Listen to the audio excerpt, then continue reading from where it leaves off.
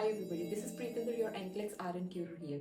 Today I'm going to be discussing about this very special and the most important tip that is going to be very helpful for you in your RN exam as well. So the tip is use common sense, which is very obvious. So mostly क्या होता है कि जब बच्चे questions करते हैं और उनको प्रॉब्लम आती है क्वेश्चन सॉल्विंग एबिलिटी में, या कभी कभी ऐसा होता है कि नॉलेज सारी होती है लेकिन क्वेश्चंस करने में दिक्कत आती है। तो इस केस में आई वांट कि आप ये चीज़ याद रखो, अपने दिमाग में ये चीज़ बिठाओ कि आपको अपना कॉमन सेंस बहुत यूज़ करनी है, बिकॉज कॉमन सेंस एक ऐसी चीज़ है जो आपको आपके आधे क्वेश्चंस वही सॉल्व कर देगी if you have a good knowledge. तो डू नॉट क्रैम थिंग्स। अगर आप चीज़ों को क्रैम करोगे तो हो सकता है कि आप अभी के लिए चीज़ों को याद रखो, बट एग्जाम में आके आप बहुत सारी चीज़ों को मिक्सअप कर दोगे, कंफ्यूज करोगे, and you might not even be able to select the right answer.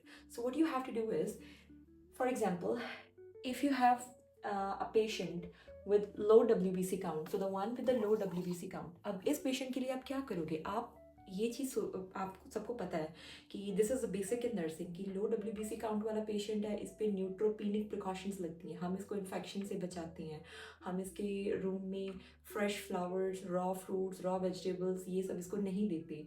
तो यू नो कि ये हम अप्लाई करते हैं in the form of neutropenic precautions. तो जब न्यूट्रोपीनिक प्रिकॉशंस आप लो WBC काउंट वाले पेशेंट्स पे अप्लाई कर रहे हो, तो एनप्लेक्स में कहीं भी किसी भी केस स्टडी में किसी भी टॉपिक के अंदर अगर पेशेंट का WBC काउंट डिक्रीज हो रहा है तो आप हर जगह न्यूट्रोपीनिक प्रिकॉशंस अप्लाई करोगे, तो उस पेशेंट को आप इन्फेक्शन से बचाओगे। You will have neutropenic precautions instituted, right?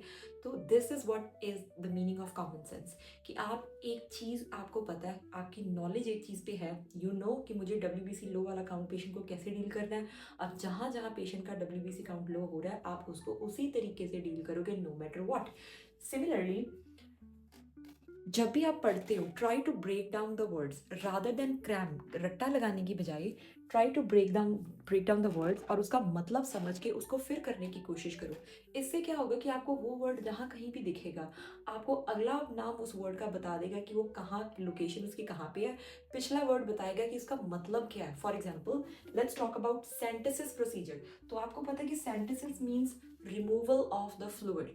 अगला वर्ड आपको बताएगा कि कहाँ का फ्लूइड रिमूव हो रहा है। थोरासेंटेसिस थोरैक्स से, एमनियोसेंटेसिस एमनियोटिक कैविटी से, पैरासेंटेसिस पेरिटोनियल कैविटी से। तो अगर आप चीज़ों को इस तरीके से याद रखोगे, इस तरीके से पढ़ोगे, I am very sure they are going to be very helpful for you, और आपको कोई प्रॉब्लम नहीं आएगी।